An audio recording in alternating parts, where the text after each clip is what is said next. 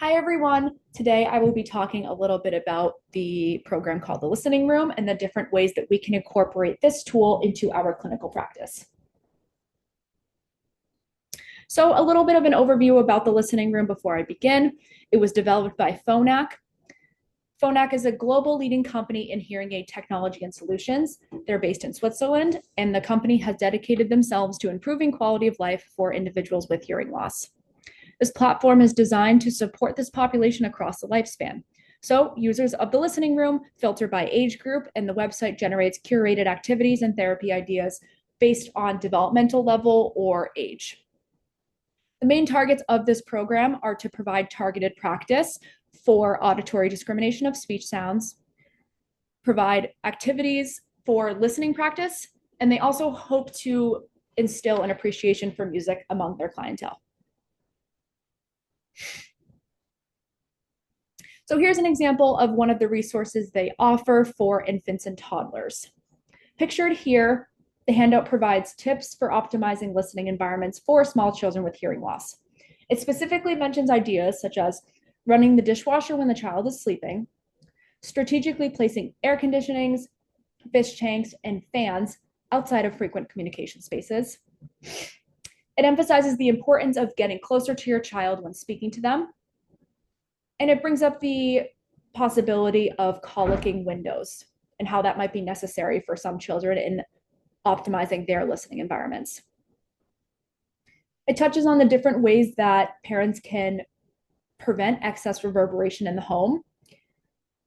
It offers tips such as closing curtains, installing carpet in frequent communication spaces, such as the living room, the dining room, or bedrooms. And it also mentions covering tables with tablecloths. This is another resource offered for children, this one specifically for the preschool population. This activity is called Around the House. The download comes with an instructions sheet, as you see here on the left. The instructions are for the activity as well as assembly for the wheel that you see on the right here. Before beginning the activity, clinicians or parents are expected to assemble this wheel.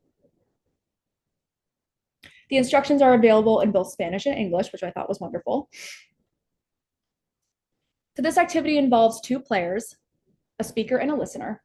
The speaker creates a sentence that connects the purple half of the spinner to the white half of the spinner. For example, the speaker could say, "The boy in green shorts is in the bathroom." And the listener is expected to use the arrows to indicate what they heard.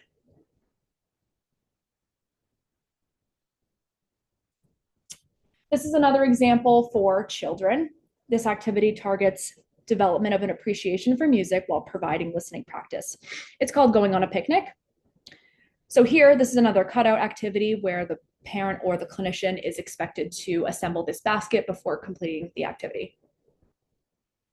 Here, the child manipulates items that are visible in the basket while following along with the song.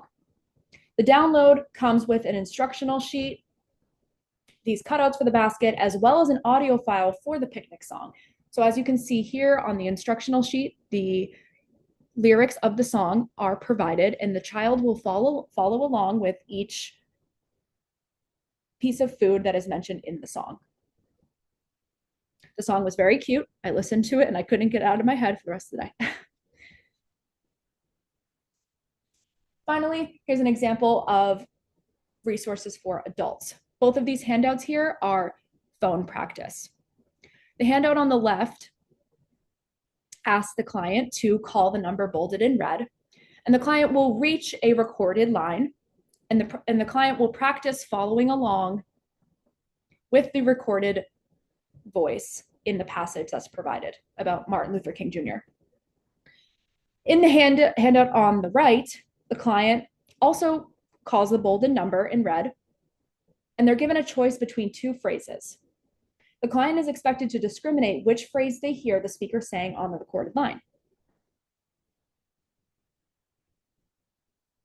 So my final thoughts about the listening room is that it is an incredible resource that we can incorporate into our clinical practice by means of providing these handouts and resources to parents or clients of children on our caseload with hearing loss. or by incorporating these activities for use during therapy sessions. I did want to touch a bit on my own experience with the listening room. I will say that signing up was easy and free, which is wonderful. But the homepage did feel a little bit difficult to navigate because it felt convoluted and overflowed with additional resources that are available for clients, such as blog posts, informational pages, and chat platforms, which is wonderful. I think just as a clinician trying to only access a listening room, it was a bit difficult to decipher which part of the website was considered the listening room and where I would find these resources. But nonetheless, I still recommend it. I think it would be a great addition to our practice when working with children or adults with hearing loss. And here are my references. Thank you.